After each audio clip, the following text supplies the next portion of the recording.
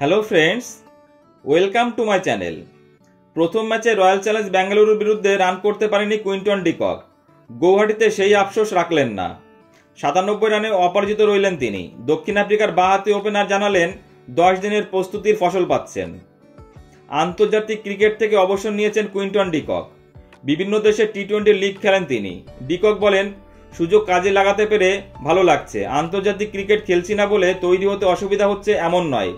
3 মাস ছুটিতে ছিলাম। 10 দিনের প্রস্তুতি নিয়েছিলাম মরশুম শুরুর আগে, সেটাই কাজে লেগেছে।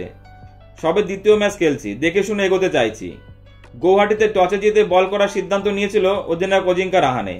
পরে ব্যাট করার সুযোগ পেয়ে লাভ হয়েছে বলে মনে করেন ডিকক। তিনি বলেন, আমাদের ভাগ্য ভালো, পরে ব্যাট করার সুযোগ পেয়েছি। উইকেটটা দেখে নেওয়ার সময় পেয়ে গিয়েছিলাম।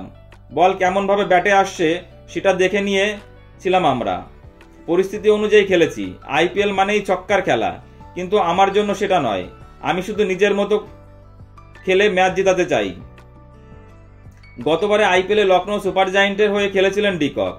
এবার তাকে কিনে নেয় কলকাতা। ডিকক বলেন, নতুন মানুষের সঙ্গে আলাপ করতে ভালো লাগে, নতুন পরিবেশ ভালো লাগে। কখনো কোনো দলে মিশতে সময় লাগে, কিন্তু কেকেআর সকলে আমাকে খুব আপন করে নিয়েছে, সেটা ভালো লেগেছে। আইপিএলের দ্বিতীয় ম্যাচে রাজস্থানের রয়্যালসের বিরুদ্ধে 8 উইকেটে জয় পেল অজিঙ্কা রাহানেরা। প্রথম ব্যাট করে 9 উইকেটে 151 রান তুলেছিল রিয়ান পরাগরা। জবাবে কেকেআর করলো 2 উইকেটে 153 রান। জয় এলো 15 বল বাকি থাকতেই। বন্ধুরা, কেকেআর এর পরের ম্যাচ মুম্বাইয়ের বিরুদ্ধে 31 তারিখে।